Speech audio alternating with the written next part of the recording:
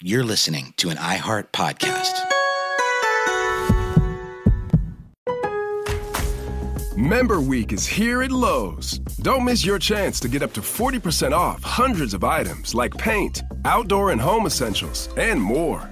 Shop our exclusive deals happening in-store and online now through May 14th. Not a rewards member? Join for free today and get ready to save more. Lowe's, we help, you save.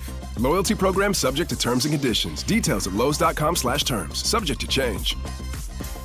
At Designer Shoe Warehouse, we believe that shoes are an important part of, well, everything. From first steps to first dates, from all-nighters to all-time personal bests. From building pillow forts to building a life.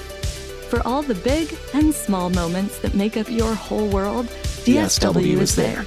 And we've got just the shoes. Find a shoe for every you from brands you love at brag-worthy prices at your DSW store or DSW.com. Hello, from Wonder Media Network, I'm Jenny Kaplan, and this is Womanica. This month we're talking about word weavers, people who coined terms, popularized words, and even created entirely new languages.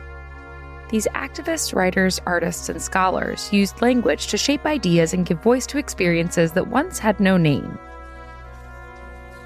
If you've ever fantasized about walking through a foggy forest in Great Britain at the break of dawn, sweeping piano playing in the background as you merge paths with a dashing man in a waistcoat who walked all this way to confess his undying love for you, then you have today's Womanican to thank.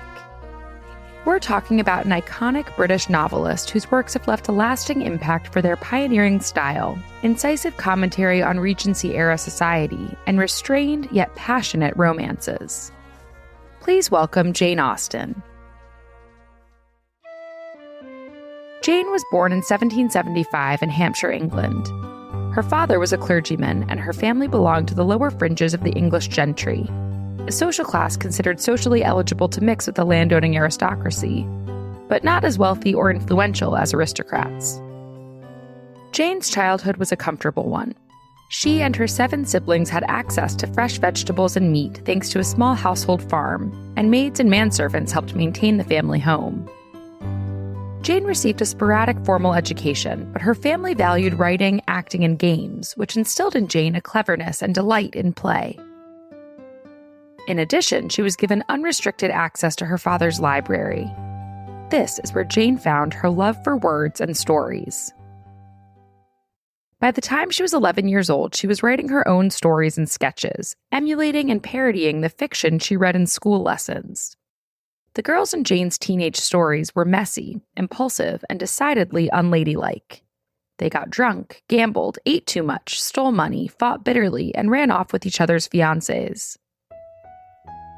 At the turn of the 19th century, Jane's father retired and moved the family to Bath. As a former spa town still popular with tourists, the city was a big shift from the rural environment of Jane's childhood.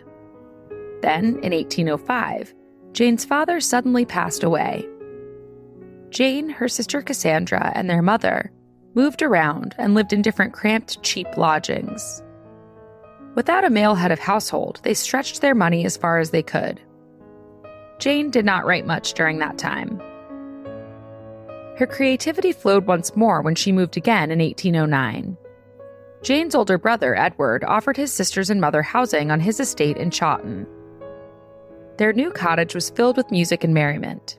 Each morning before breakfast, Jane practiced piano.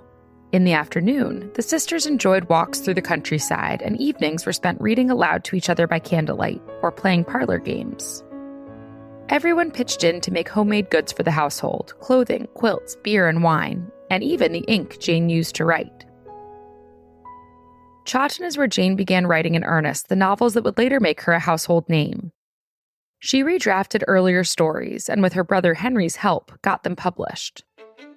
First came Sense and Sensibility in 1811, and then Pride and Prejudice in 1813. The trail of releases continued with Mansfield Park and Emma, as well as second editions of Sense and Sensibility and Pride and Prejudice. Given the era and class confines Jane was born in, there were certain things expected of her, particularly that she would find a husband, preferably someone of her class or higher, and secure for herself a life of comfort and wealth. Jane did not. It is believed that at some point she did agree to marry a man named Harris Big Wither, but changed her mind the next morning. We don't know much more about Jane's romantic pursuits. Her sister, Cassandra, determined to keep Jane's private life private, destroyed many of their letters after Jane's death. Even if Jane never married, it seemed, judging by her novels, that she intimately understood love, loss, and the social pressures that came along with marriage during the Regency era. You were the last man in the world I could ever be prevailed upon to marry. While other novels of the time were bombastic tales of epic adventures, Jane's stories were more domestic and reserved, at least on the surface. Behind the polite social interactions and mild afternoons listening to the pianoforte in the parlor, Jane's characters were teeming with jealousy, lust, and an urge to get ahead. Her female characters in particular were richly portrayed with inner desires, boredoms, and frustrations on full display. Jane examined the world around her and recreated it in writing with razor-sharp wit and compulsively readable prose. Just as Jane's plots played with societal convention, she was also playful with her word choice and turns of phrase.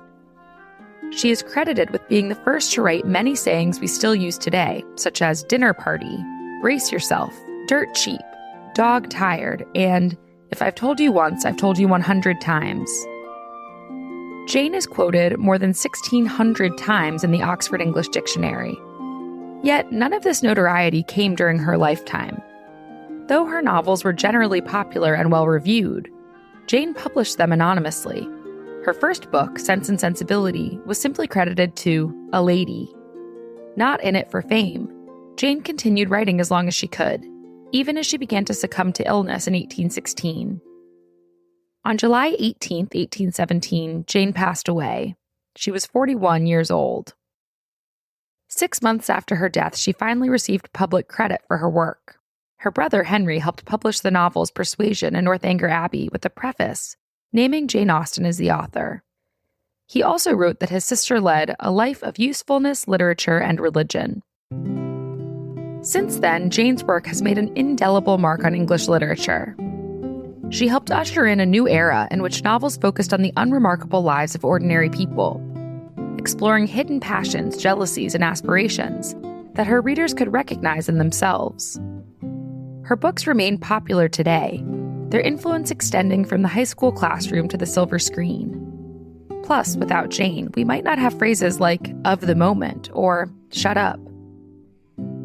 All month, we're talking about word weavers. For more information, find us on Facebook and Instagram at Womanica Podcast. Special thanks to Liz Kaplan, my favorite sister and co-creator. Talk to you tomorrow. Does Friendly have a taste? If it does, it's probably like Hello's peppermint-flavored anti-plaque and whitening toothpaste. Brush away plaque, show tartar who's boss, and remove surface stains to naturally whiten. Hello's thoughtful and flavor-forward products make brushing your teeth feel like a confetti-filled bathroom dance party. So say hello to Hello with the always cruelty-free, never-tested-on-animals toothpaste that's made to spread smiles. Visit HelloProducts.com and let Hello add some everyday yay into your life. New out-of-nowhere obstacles. New all-or-nothing moments. New less-than-likely triumphs. Season 2 of the Unshakables podcast has it all. Hi, I'm Ben Walter, CEO of Chase for Business and host of the show. We're excited to bring you more inspiring stories from small business owners who share the what are we gonna do moments that ended up changing everything. Listen wherever you get your podcasts. Chase mobile app is available for select mobile devices. Message and data rates may apply. J.P. Morgan Chase Bank, N.A. member FDIC. Copyright 2025, J.P. Morgan Chase & Company. You're listening to an iHeart podcast.